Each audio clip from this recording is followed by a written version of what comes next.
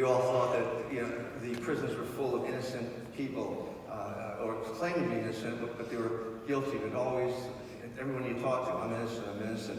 But since I've left, there certainly are cases, and I've been involved in some pretty big ones, where the police really screwed up. The tactics that they used was horrible. The Central Park 5 in New York City, where they got 5 different people to cop out to a rape and attack of a woman, found innocent.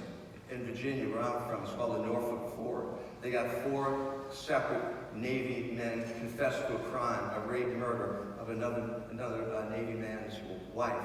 And after interrogation of one here, they get him to confess. Then they check the DNA. The DNA doesn't match. They go to the second one. He coughs up the name of the second one.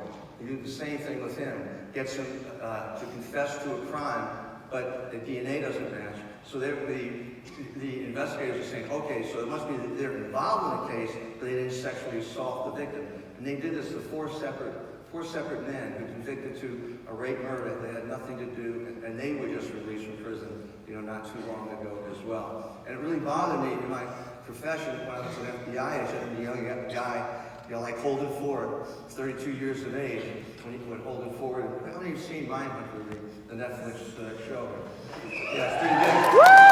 I just with Jonathan Groff last week, Holden Ford, and nice guy, just gave me a big hug and everything, and he reads the book, my next book, The Killer Across the Table. He actually does the Audible, on that.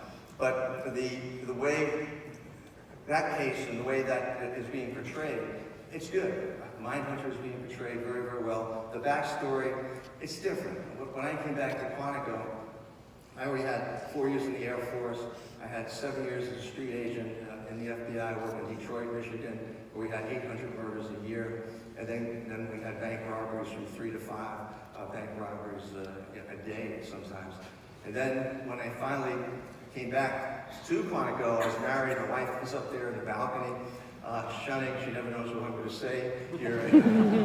and I put her through a lot over these 47 years of marriage. But when we came back, I was already married, had 1 child. And I was a member of the SWAT team. I was a sniper on the SWAT team. I was also a hostage negotiator with the FBI as well.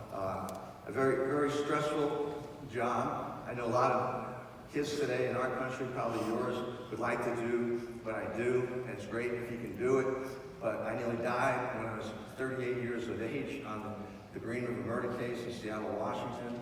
I collapsed on the hotel room floor after going out with a couple of agents, breaking them in on how to work this Green River murder case in Seattle. Had tremendous pain in my right temporal lobe for a day or 2. Went by at school where my wife was teaching, and I said goodbye again for the second time that day. She said, "You don't look well." And I just was not feeling well. I knew something was going to happen to me. The week before, I'm training 300 cops up in New York City. And during my presentation, I'm thinking of all this crap I had to do. I was over in England on the Yorkshire Ripper case.